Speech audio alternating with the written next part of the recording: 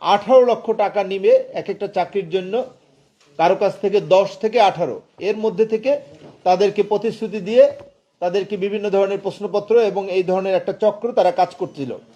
বিভিন্ন পরীক্ষার একেবারে কোড নম্বর দিয়ে, যমুনা এরকম কোড নম্বর দিয়ে তাদের প্রশ্নপত্র পাওয়া যায়। 18 লক্ষ টাকা নিবে এক একটা চাকরির জন্য, কারো কাছ থেকে 10 থেকে 18, এর মধ্যে থেকে তাদেরকে প্রতিশ্রুতি দিয়ে তাদেরকে বিভিন্ন ধরনের প্রশ্নপত্র এবং এই ধরনের একটা চক্র তারা কাজ করছিল।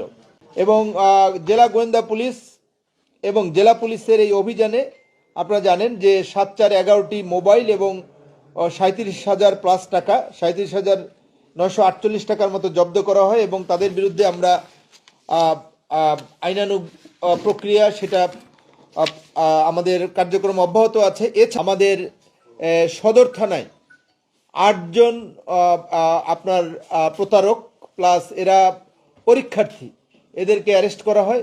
তারপরে আপনার ইসলামিয়া ফাজিল মাদ্রাসা থেকে ওখানকার নির্বাহী ম্যাজিস্ট্রেট সাহেব 4 জনকে আপনার মোবাইলে নমুনা প্রশ্নপত্র অর্থাৎ ভুয়া প্রশ্নপত্র সহ তাদেরকে আটক করে পুলিশে সোপর্দ করেছে।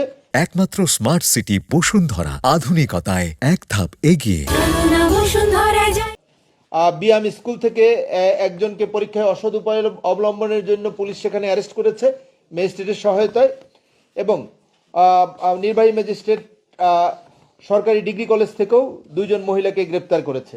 এছাড়াও আমরা মহাদেবপুর থেকে পুলিশ এবং সেখানকার কর্তৃপক্ষ নির্বাহী ম্যাজিস্ট্রেট সহ একজনকে ঠিক সেইম ভুয়া আপনার কি বলে যে এরকম মাস্টার কার্ড, তারপরে কানের ভিতরে ডিভাইস সহ অ্যারেস্ট করা হয়েছে।